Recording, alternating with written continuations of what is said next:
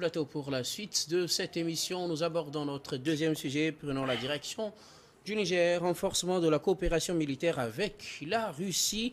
Alors, à la suite du Mali et du Burkina Faso, le Niger se met aussi dans la danse avec une délégation russe conduite par le vice-ministre de la Défense qui est arrivé à Niamey pour échanger avec les autorités militaires arrivé au pouvoir à la suite du coup d'État de fin juillet dernier.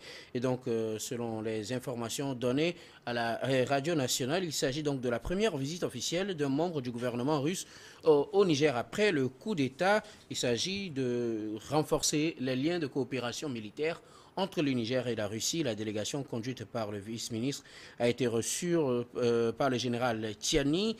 Selon le communiqué, à l'issue de la rencontre, les parties ont procédé à la signature de documents dans le cadre du renforcement de la coopération militaire entre la République du Niger et la Fédération de Russie, selon les autorités nigériennes. Et donc, comme je le disais, à la suite du Mali, du Burkina Faso, le Niger, troisième pays de l'Alliance des États du Sahel, confirme ce que les soupçons déjà qui couraient partout par rapport à ce rapprochement avec la Russie. Le vice-ministre russe de la Défense est arrivé à Niamey pour renforcer la coopération militaire avec ce pays. Adam. Oui, je pense que vous l'avez dit, il n'y a rien d'étonnant dans ce rapprochement entre les deux pays. Et vous savez, lorsque vous prenez après ce coup d'État, parce que c'est de ça qu'il s'agit, personne ne peut dire aujourd'hui le contraire, même si certains continuent par nourrir les ambitions d'un retour de Bazoum au pouvoir. Je pense que plus le temps passe, plus on a la certitude que tout est déjà joué. Et lorsque vous prenez l'engouement de toute cette population-là derrière ces poutistes-là, vous allez constater que la plupart d'entre eux avaient commencé déjà par brandir les drapeaux russes, ce qui a été évocateur d'un changement de cap en ce qui concerne les relations entre le Niger et ses partenaires traditionnels qui sont donc les partenaires occidentaux. Et je pense que c'est ce qui tente à être formalisé aujourd'hui, surtout avec cette alliance-là, lorsque vous prenez le fait que la résilience du Mali a été beaucoup plus fixée compte tenu de ce rapprochement entre le Mali et la Russie. Et lorsque vous constatez que ces pays partagent, en tout cas plus ou moins aujourd'hui, les mêmes réalités, ils ont eu les mêmes sanctions, ils ont été, en tout cas, ils ont quand même montré leur capacité de résilience liée à ces sanctions-là et ils s'en sortent. Je rappelais, entre-temps, lorsque nous avons publié les perspectives économiques de 2022, vous constaterez que, en tout cas, lorsque nous prenons le Mali, contrairement à ce qu'on nous disait, le Mali était beaucoup plus coté que certains pays qui n'étaient pas donc sous sanctions. Donc, vous convenez avec moi que l'échange, en tout cas le partage d'expérience entre ces deux pays-là, il n'en fallait pas autrement que le Niger puisse donc avoir ce rapprochement avec la Russie, surtout en ce qui concerne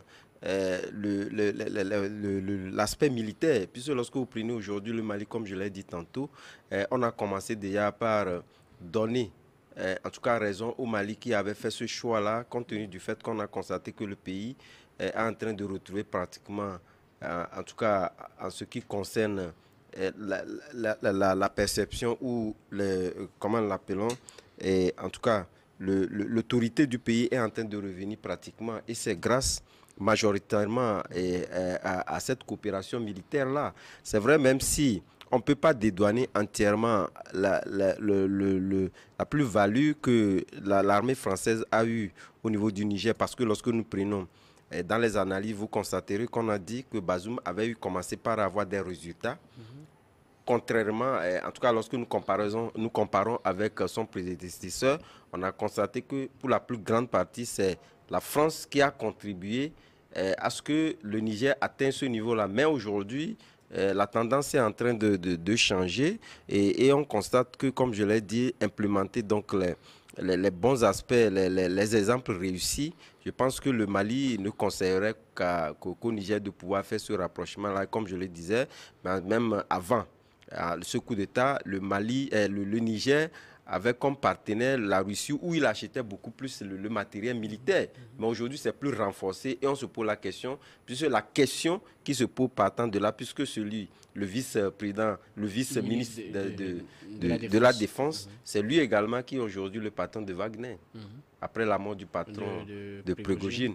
Donc c'est lui qui est. Donc on se pose la question, est-ce qu'on n'aura pas les jours à venir Wagner sur le territoire du Niger, puisque en réalité, pour arriver à ce que ces pays-là puissent contenir, en tout cas, le courroux de ces djihadistes-là qui n'ont pas fini de dire leur mot, et je pense qu'il y a un sujet là-dessus. Donc, c'est justement faire en sorte de partager ces exemples réussis-là.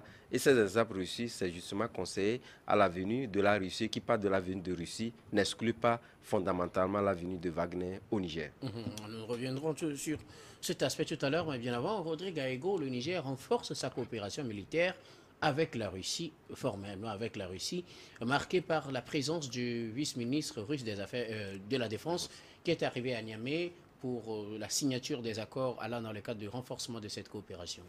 C'est le contraire qui aurait étonné. Vous savez qu'au lendemain du coup d'État au Niger, ou pas même au lendemain, dans la foulée de ce coup d'État, il y a eu plusieurs décisions qui ont braqué et rendu vulnérables les nouvelles autorités nigériennes qui n'ont eu de bouffée de sauvetage avec un soutien de la Russie et qui a été à leur côté, notamment à travers les apports multiformes pour pouvoir, je dirais,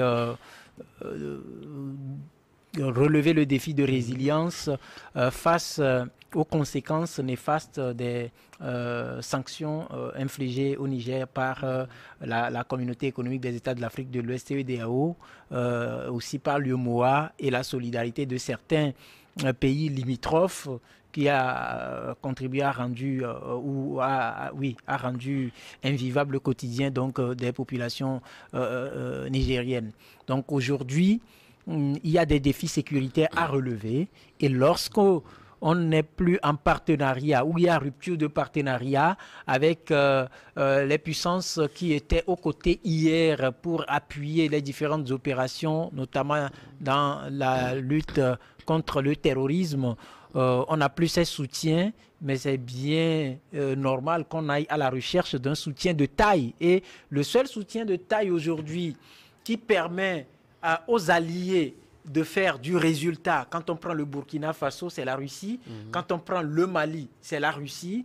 Et donc, à partir du moment où ces trois pays sont dans une alliance, il serait très mal vu que la Russie ne soit que partenaire du Mali et du Burkina, sans être partenaire du Niger, alors que ces trois pays ont réussi à mettre en place un cahier de charges qui implique des actions communes face à de différents maux, notamment le terrorisme, qui les empêche d'avoir l'intégrité territoriale, que ce soit au niveau du Burkina, que ce soit au niveau du Mali ou que ce soit au niveau du Niger.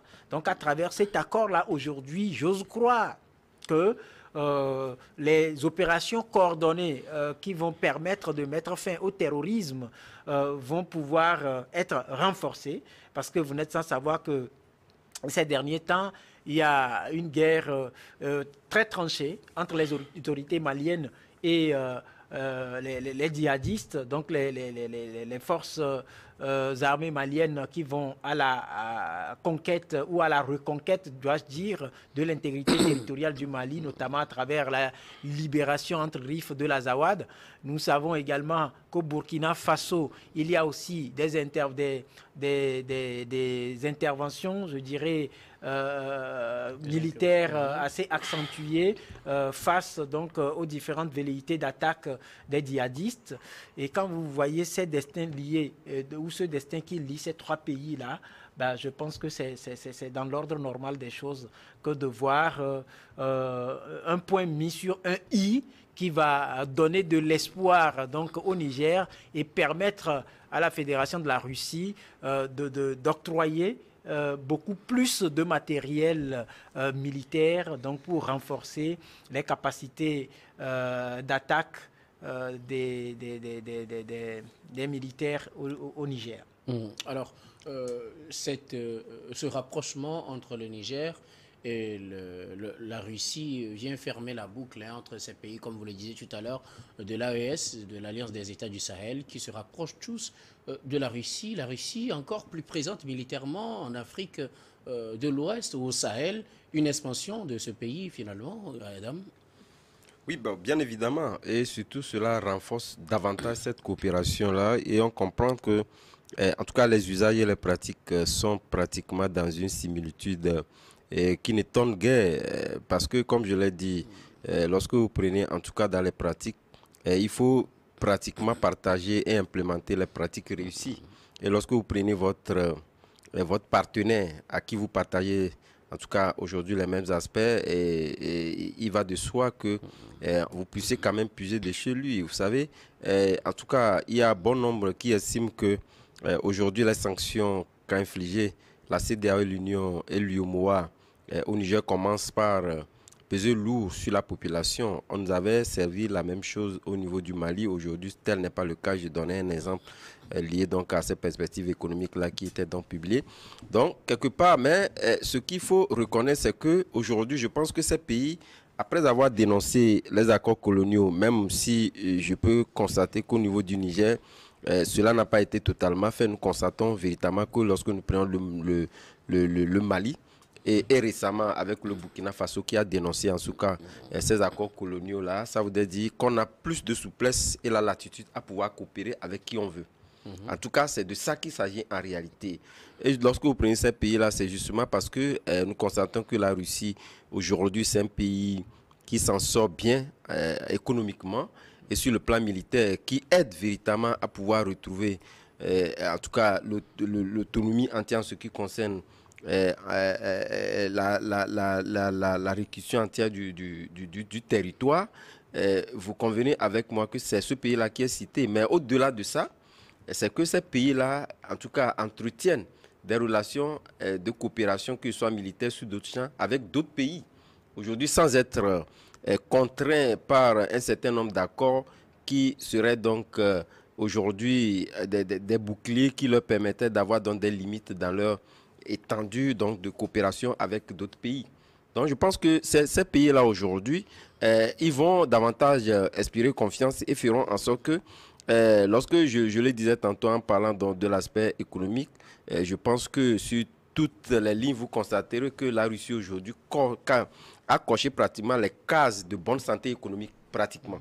Donc ça voudrait dire quelque part que ce qu'on avait prédit avec la guerre de l'Ukraine, et la rupture des coopérations avec, surtout économique avec certains pays occidentaux n'a pas été le cas. Ils s'en sortent bien. Et je pense que les retombées aujourd'hui, puisque en tout cas nos pays continuent toujours par entretenir cette dette-là à l'égard de cette puissance occidentale. Et la Russie aujourd'hui est une alternative crédible qui permet à ces pays-là de pouvoir donc avoir du souffle en ce qui concerne donc leur économie. Donc je pense qu'au-delà de l'aspect militaire, qui est l'aspect aujourd'hui fixe au premier regard, il y a l'aspect économique également. On peut toujours continuer par demander à ces pays-là, puisque de toutes les façons, on dit la Russie, mais c'est quand même comme déshabiller Pierre pour habiller Paul. Puisque quelque part, nous continuons par des pays dépendants vis-à-vis de ces pays occidentaux. Mais sauf que ici, il y a un respect mutuel en ce qui concerne les relations bilatérales, et surtout ces relations bilatérales sont fondées sur des aspects de gagnant-gagnant. C'est ce qui explique le fait qu'aujourd'hui, on essaie d'applaudir plus ou moins la venue de la Russie dans ces pays-là, contrairement à d'autres partenaires qui sont pas, en tout cas, dans la même logique. Puisque si nous remontons l'histoire liée donc à ce partenariat et à ces accords coloniaux, on constate qu'il y avait quelqu'un qui perdait. Celui qui perdait, c'était les pays africains. Alors, Rodrigue Aego, vous le disiez tout à l'heure, le Niger était le seul de ce trio, Niger, Mali, Burkina, à ne pas avoir officialisé ses relations avec la Russie. Ces choses faites maintenant, la Russie confirme son expansion en Afrique de l'Ouest et surtout dans l'AES. Mais écoutez, vous savez que le Sahel est une position stratégique très convoitée. Ce qui explique le fait même d'ailleurs que lorsqu'il y a eu ces coups d'État, les prises de position des puissances étrangères, notamment la France, sont braquées.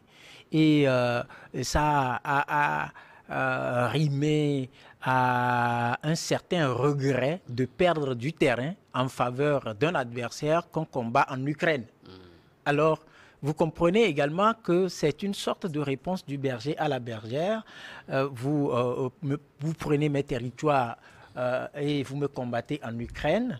Alors, je vais aussi aller sur vos terrains et construire une sorte d'alliance avec les pays qui arrivent à se défaire de ce joug entre griffes coloniales-là. Et vous comprenez que c'est un peu quelque chose comme ça qui se joue. Et donc, c'est un positionnement stratégique qui aujourd'hui non seulement offre l'opportunité à la Russie d'avoir une longueur d'avance sur les pays qui sont partis, que ce soit du Mali ou que ce soit du Niger. Pourquoi? Parce qu'il y a des ressources naturelles qui expliquaient la présence de certains dans ces pays-là. Quand vous prenez par exemple le Niger, ça tourne beaucoup plus autour de l'uranium. Quand vous prenez le Mali, ça tourne beaucoup plus autour de l'or. Alors, vous comprenez qu'aujourd'hui, avec cette coopération militaire, la Russie ne va pas que faire envoyer du matériel de guerre parce que ce sont des pays en guerre contre le terrorisme. Donc, en contrepartie, il y a forcément quelque chose. Sauf que dans ça, il y a ce qu'on peut oser appeler une nouvelle politique de redistribution des cartes. Et tout est parti, à mon avis, de l'échec de ce que le président français Emmanuel Macron a voulu faire en rassemblant les jeunes à Montpellier au cours de cette rencontre-là. Et vous avez vu que la jeunesse africaine a marqué le temps, notamment avec l'intervention de notre jeune sœur du Burkina Faso, qui n'a pas mâché ses mots pour parler ou pointer du doigt le regard paternaliste que les autorités françaises ont vis-à-vis, par exemple, de l'Afrique. Et quand vous prenez ça, c'est l'échec aussi du fait que la France n'a pas vite cerné le message et comprendre qu'il faut changer de politique. Moi, je le disais en amont, il y a quelques années, que j'ai du mal à comprendre le fait qu'on vous dise que le peuple est dépositaire du pouvoir et non l'armée. Vous comprenez? Et que vous prétendez être élu au sortir d'une élection présidentielle. Et que le premier pas que vous posez, le premier acte que vous posez, ce n'est pas d'aller devant votre peuple pour le remercier, mais vous prenez l'avion, le vol, et vous atterrissez gentiment à l'Élysée pour aller remercier le président français. C'était un message que la jeunesse africaine percevait avec beaucoup d'incompréhension. Et avec ça, on voit ce qu'on peut mettre ou enfermer dans le processus électoral dans nos pays. C'est devenu absurde. Et donc ça a manqué de vision pour changer de politique. Ce qui a conduit à cette perte énorme pour aujourd'hui un pays comme la France. Ça, c'est un peu la lecture que je fais. Et ce n'est pas un positionnement fortuit de la Russie, non. C'est une nouvelle forme de guerre qui continue d'opposer ces puissances-là, mais transportée finalement sur un autre terrain qu'est l'Afrique. Ça ne va pas être militaire des affrontements directs, parce que l'affrontement direct en Ukraine a fini par détruire l'Ukraine. Vous voyez aujourd'hui que ça déchante complètement un peu partout. Et ce sont des réflexions qu'il faut maintenant, aujourd'hui, pour permettre, parce qu'à partir du moment où la Russie apporte des éléments fondamentaux qui, dans un premier temps, permettent à ces nouvelles autorités de gagner la guerre du terrorisme, les populations vont prendre ça pour argent comptant, soit disant que c'est une option qui nous permet d'être soulagés de la chaîne de captivité. Mais est-ce qu'aujourd'hui, on interroge la gouvernance? Parce que dans la plupart de ces pays aujourd'hui, j'ose croire que l'espace civique est réprimé. Lorsqu'on veut, par exemple, manifester et que ce sont des manifestations qui sont de nature à applaudir les nouvelles autorités, ce sont des manifestations qui sont autorisées.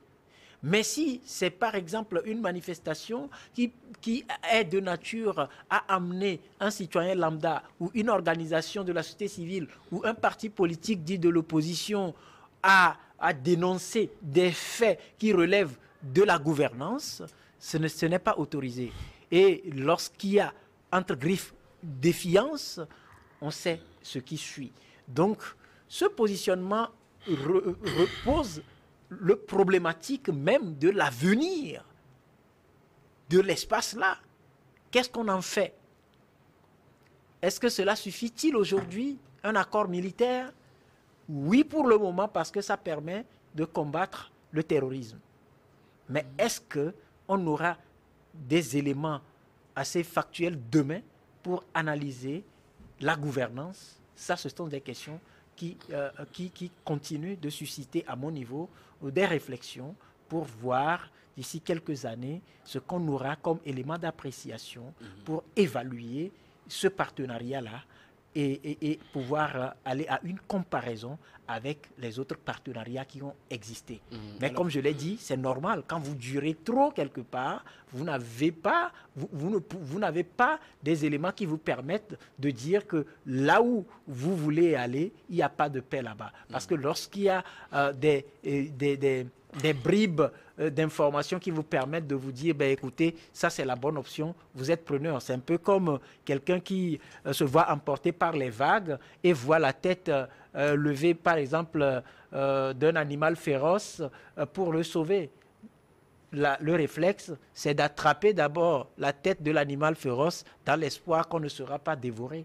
Parce qu'il faut échapper et il faut éviter d'être emporté par les vagues. Alors, vous posez tout à l'heure la question des droits de l'homme et de l'espace social, civique. La question revient toujours quand on parle de coopération avec la Russie, surtout, qu'en Russie, quand on parle de coopération avec la Russie, certains voient Wagner. Adam, vous l'évoquiez tout à l'heure, avec Wagner qui est toujours sur le continent pour le moment. Le Niger n'a pas annoncé avoir signé une coopération avec Wagner, mais généralement on sait que quand on coopère avec le Mali, du moins c'est les Occidentaux et l'ONU, dans leur rapport pointent du doigt la présence des éléments de Wagner qui commettent des exactions. Est-on en train de se diriger vers ce même scénario au Niger? On coupe la coopération. D'abord, il y a un coup d'État, on coupe ensuite la coopération avec les Occidentaux. Après, on se rallie à la Russie. Et après, ce sera les rapports qui viendront peut-être critiquer la gestion de des affaires militaires, de la situation sécuritaire, la répression des droits de l'homme, la réduction, comme le disait tout à l'heure Rodrigue, de l'espace civique et des accusations des actions, par exemple, comme on en connaît au Burkina et au Mali. Donc, vous savez, ce qu'il faut retenir, c'est que après la mort de Prigojine, en tout cas, les cahiers de charges et également cette coopération avec, en tout cas, les unités de Wagner a beaucoup changé. Même si on a la tendance à toujours nous inculquer, le nom est gardé. Et par rapport à cela, on tend à nous inculquer aussi. Il vous en souvient que après cette mort-là, en tout cas, l'une des sorties du président russe, il voulait véritablement qu'on puisse donc changer. Puisque ce qui créait un peu les couacs, c'est justement de faire savoir, et la question a été à maintes fois posée, en tout cas aux autorités maliennes. Lorsqu'on demandait, on posait la question de savoir, est-ce que le Mali coopère avec Wagner ou avec les militaires russes? C'est clair, il coopère avec la Russie. La Russie, pratiquement. Et ici, vous constaterez véritablement que nous avons un ministre qui est venu. Et donc demain, et je pense que même si cela a été mis... Ce n'est pas le patron de Wagner, du moins selon mes informations, ce n'est pas le nouveau patron de Wagner, il est juste le vice-ministre de la Défense. Donc, non, si on sait que les éléments de Wagner sont en train d'être intégrés à l'armée. Oui, mais non, je pense que ce n'est pas le... On dit aujourd'hui, après la mort de Prigojine, il y a quelqu'un qui occupe dans la tutelle de ces unités-là. Et ça a été donc affecté au ministère de la Défense et c'est lui qui s'en occupe directement. Et donc ce que moi je voulais dire comme précision aujourd'hui, parce que les attributions et les champs ont changé, même si le nom est resté aujourd'hui, puisque quelqu'un, même si ça a été dit, lorsque vous lisez un peu les analyses ou les commentaires ou les écrits, on nous a dit clairement qu'il serait possible qu'il y ait donc des coopérations, des coopérants militaires ou des forces militaires qui entraîneraient les forces du Niger. Oui. Donc, de toutes les façons, on sait que demain, lorsqu'il y aura donc des forces de la Russie qui atterriront au niveau du Niger, on sait que, de toutes les façons, ce sont les forces russes. Ça n'a rien à voir avec les unités Wagner telles qu'on nous les présente. Mais ce qui est important de pouvoir donc faire remarquer... Faire aussi, oui. Oui, ce qui est intéressant, vous savez, l'Afrique reste donc ce continent-là qui est donc en proie aux conquêtes à toutes les puissances. Donc aujourd'hui, la Russie a une longueur d'avance sur les autres parce qu'il a aussi des territoires avec qui il coopère et peut permettre donc d'étendre progressivement, en tout cas, sa coopération avec d'autres pays qui ne refuseraient pas, en tout cas, cette coopération. Merci beaucoup. Rodrigue, je voudrais terminer sur cet aspect avec vous. Quand on parle de coopération avec la Russie, on pense d'abord coopération militaire, lutte contre le terrorisme et tout, comme on le voit dans les autres pays, mais aussi il y a des questions de droits de l'homme qui se posent, des actions qui sont souvent mises au dos des unités de Wagner qui commettraient des exactions en Centrafrique, au Mali, un peu partout où ils sont. Est-on en train de se diriger vers le même scénario au Niger? Parce qu'on sait, c'est le même processus, coup d'État, dénonciation des accords de coopération avec les Occidentaux, rapprochement avec la Russie, et on connaît la suite des rapports pour accuser Wagner. Ben, écoutez, ça, ce serait, je dirais, inévitable parce que c'est la pratique depuis que où ce bras de fer est engagé entre, je dirais, les autorités occidentales, enfin, et les militaires qui prennent le pouvoir, qui ont pris le pouvoir au Niger, au Mali, au Burkina Faso. Alors, aujourd'hui, quels étaient les... Quand ça se passait en Centrafrique, comment a-t-on traité les différentes situations qu'on mettait sous le coup de violation des droits humains? Moi, j'aime être sincère en refusant d'être, je dirais, hypocrite face à la vérité ou à certaines réalités. Quand on prend ce qui s'est passé en Irak, en matière de droits de l'homme, y a-t-il eu violation ou pas? Quand on prend ce qui s'est passé en Afghanistan, en matière de droits humains, y a-t-il eu violation ou pas? Ailleurs également, des troupes françaises ont commis des gaffes.